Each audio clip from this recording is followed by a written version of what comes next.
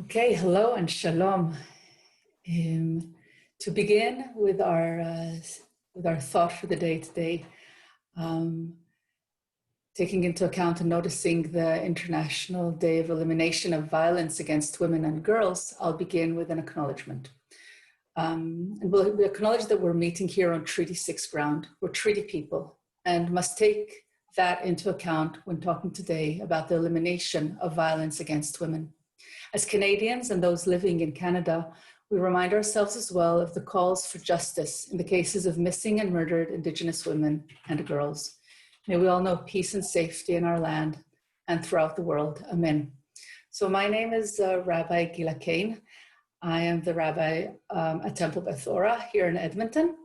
And with us today here is Dr. Felice Lifshitz, who is the Professor of Women's and Gender Studies and the Associate Chair for Gender and Social Justice Studies at the University of Alberta.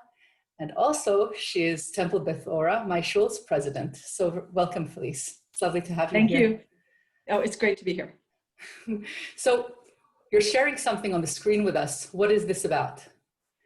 Okay, so this is a chapter that I often use in teaching classes, either in women's and gender studies or in religious studies, where I was appointed for 10 years, but I recently went 100% into women's and gender studies. I really find that it's incredibly common for students to come into classrooms in both of those fields, believing that, believing the myth or subscribing to the myth that religions in general essentially do support and encourage violence against women, right? Violence in general and violence against women in particular, or gender-based violence, right? So this is an article that I have repeatedly used since 2011 when it was published in many of my classes by Janet Jacobson. You can see there the title is Gender in the Production of Religious and Secular Violence. And hopefully this will work as I move down so that people can see the full reference. It is in the Blackwell Companion to Religion and Violence, edited by Andrew R. Murphy. And there's so much in this, and I would recommend people read it if they're interested. But I just want to focus on two quotations from page 129 of this article that I have highlighted, and hopefully this is all going smoothly as I go down here, that make a really fantastic point. So the first point is that Jacobson makes is when people overemphasize the connection between religion and violence, which sometimes feminists do with the goal of breaking that myth or stopping that thing they believe is true, they can contribute to the discourse in which violence against women does become a marker of traditional culture so that the violence intensifies rather than declines, right? That sometimes when people think they are criticizing religion for being violent, what they are doing is they're actually increasing the extent to which people who subscribe to that religion are violent against women because they believe, oh yes, my religion is teaching me I should be violent against women, right? And there's another really good quote to the same or similar effect later on, right? So to contribute to the idea that religion in general or a specific tradition requires the subordination of women can contribute to this intensification of claims about women's inequality.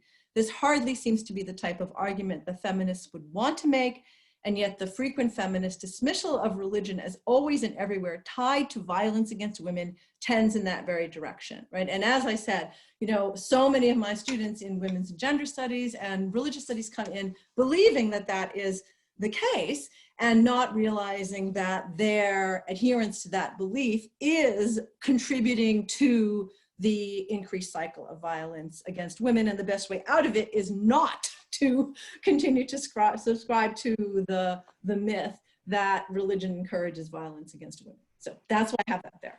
Okay, thank you so much. Okay, so this is really important, and I feel like this requires more studying, and maybe we should do that at Synagogue one day and go and look at this and realize, but I think one way of approaching this and combating this is actually going into our religions and finding inspiration that points in the other direction and intensifying those aspects of our traditions that are actually healing and growing and supportive. So would you like to share one, we talked about this before, but would you like to share one character, one person, one woman from our tradition, from the Jewish tradition, that you find to be an inspiration? Yes, I would. I am wondering if I have the ability to, yeah, okay, I'll stop sharing that. And I potentially might want to share something else, but we'll see. So the figure that I would like to refer to is Lilith. People may well know that in the book of Genesis, or Bereshit, right? There are two separate creation stories that were brought together, and in one creation story, in one version, humanity is created male and female at the same time, and in a separate translation story, creation story, Adam is created and then Eve is subsequently created from Adam's rib.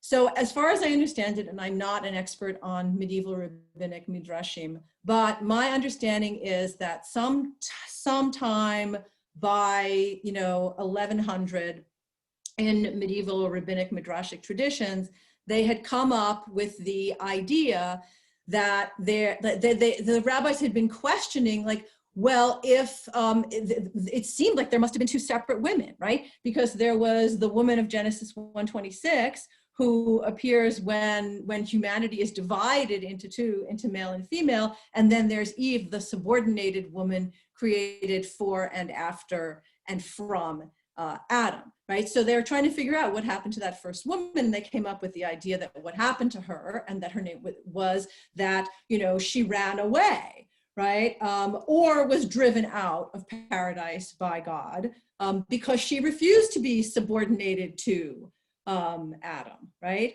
And so the rabbis called this female figure Lilith, but they demonized her, and they said that she was a terrible figure and absolutely the epitome of what women should not be. And they taught that instead the epitome of what women should be is what Eve was, that is a figure specifically created from, for, and after man, or the male. Now that's not the version of Lilith that is so inspirational. The version of Lilith that is inspirational is maybe already known to a lot of people.